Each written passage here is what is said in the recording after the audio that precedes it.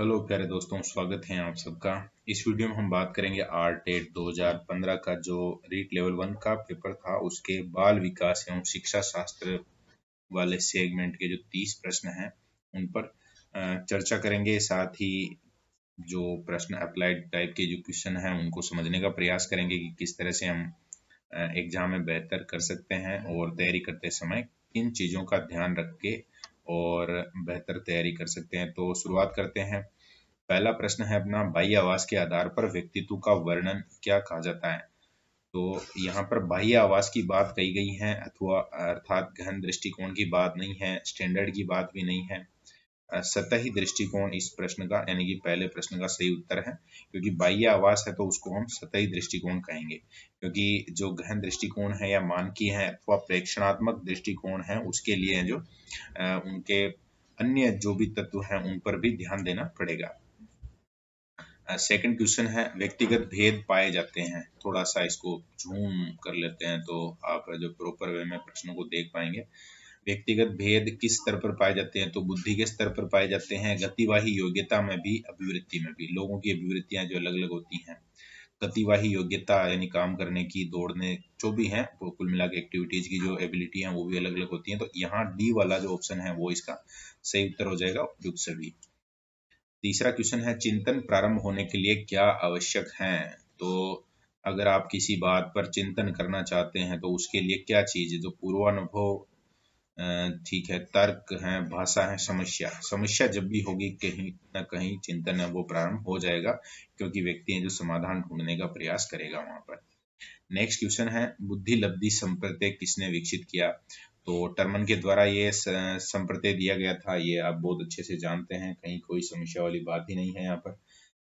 पांचवा क्वेश्चन है, प्रगतिशील परिवारों में बच्चों में अपेक्षाकृत कौन सा प्रेरक अधिक प्रबल होता है। तो प्रगतिशील परिवारों की बात हो रही है तो वहां संबंधन, जिज्ञासा, आक्रामक तो नहीं होगा।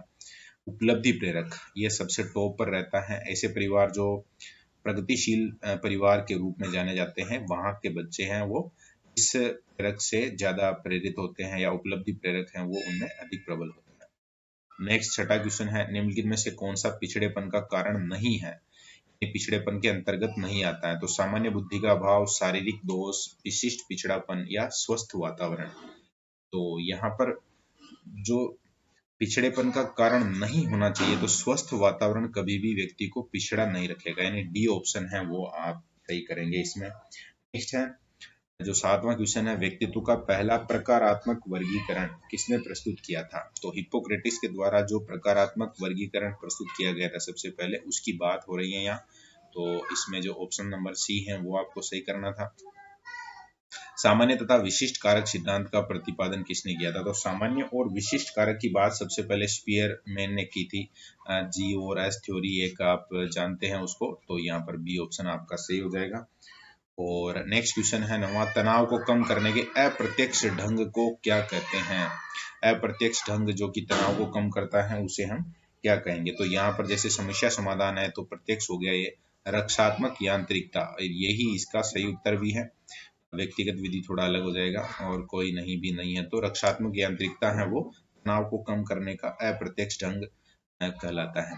10वां प्रश्न है अपना, मस्तिष्क की संरचना तथा कृत्यों में भेद विभेद का परिणाम होता है। यानी कि जो मस्तिष्क की संरचना है उसमें किसी तरह की कोई समस्या है अगर, यानी कि जो विकार उत्पन्न होता है जिसके कारण पठन विकार जिसको हम कहते हैं, तो डिसलेक्सिया इसका सही उत्तर होगा। नेक्स्ट 11वां प्रश्न है, जिन बालकों की बुद्धि लब्धि है साधारणतः उन्हें मानसिक न्यूनता ग्रसित की श्रेणी में रखा जाता है। तो बुद्धि लब्धि कितनी रहेगी जिनकी जो मानसिक न्यूनता की श्रेणी में वो आ जाएंगे। तो इसमें जो सही उत्तर होगा वो पहला ही ऑप्शन हो जाएगा आपका, क्योंकि जो बालक 70 से कम IQ वाले हैं वो मानसिक न्यूनता से ग्रस्त माने जा सकते हैं। तो पहला ऑप्शन इसमें सही उत्तर रहेगा। नेक्स्ट क्वेश्चन है, बच्चों में अमूर्तमान प्रत्ययों को ग्रहण करने की योग्यता होती है। तो यहाँ पर प्रतिभाशाली बालकों की बात की जा रही है कि जो अमूर्तमान प्रत्यय हैं उनको भी वे ग्रहण कर पाते हैं, और इसके लिए निश्चित रूप से प्रतिभाशाली वाला जो ऑप्शन है वो सही होना है। अगला प्रश्न है, कौन सा मूल्यांकन का प्रकार नहीं है। किस प्रकार का जो मूल्यांकन है वो नहीं होता है। तो मूल्यांकन में निर्माणात्मक, योगात्मक और जो CCE है तो जानते ही हैं पूरा सतत व्यापक मूल्यांकन, तो यहाँ पहला ऑप्शन है वो सही हो जाएगा। मानक मूल्यांकन का प्रकार नहीं है, योगात्मक है, जिसको हम समेटिव असेसमेंट के नाम से भी जानते हैं। निर्माणात्मक मूल्यांकन भी मूल्यांकन के प्रकार में आता है, मानक नहीं आएगा।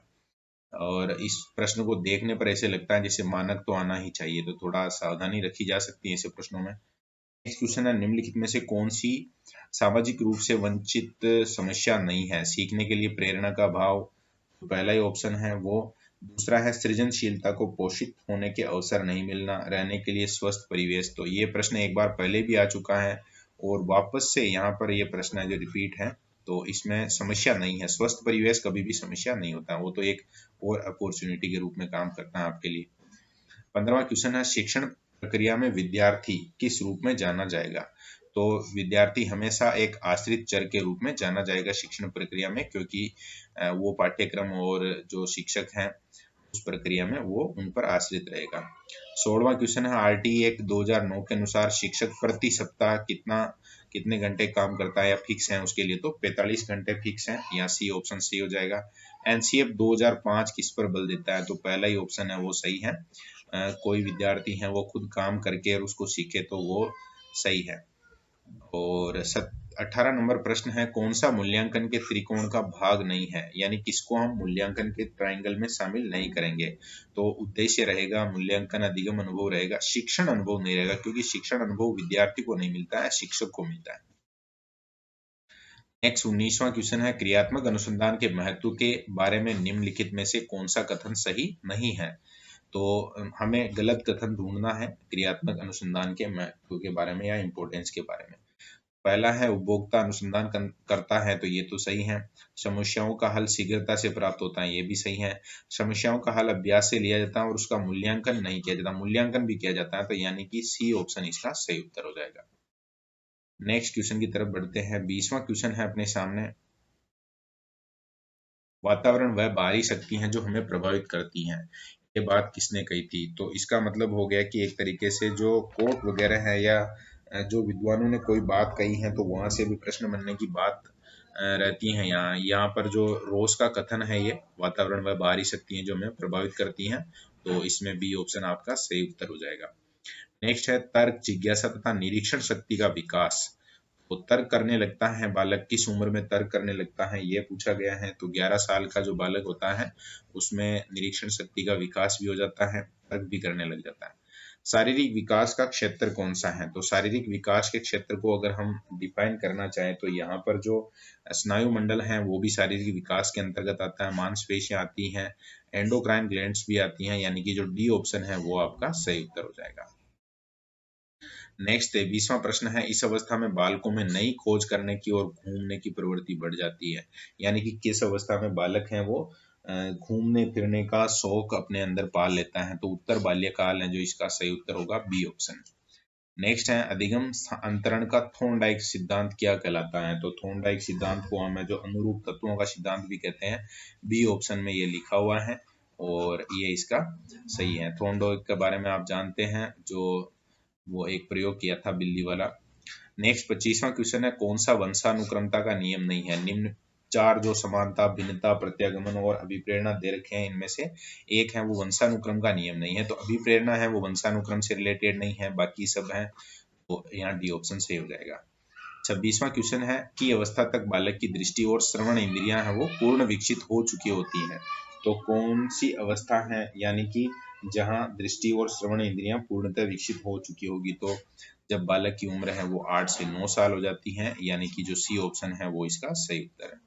संकेत अधिगम के अंतर्गत क्या सीखा जा सकता है? तो संकेत अधिगम के अंतर्गत जो पारंपरिक अनुकूलन है वो सबसे प्रायोरिटी में रहेगा, और ये ए वाला ऑप्शन ही इसका सही उत्तर भी है।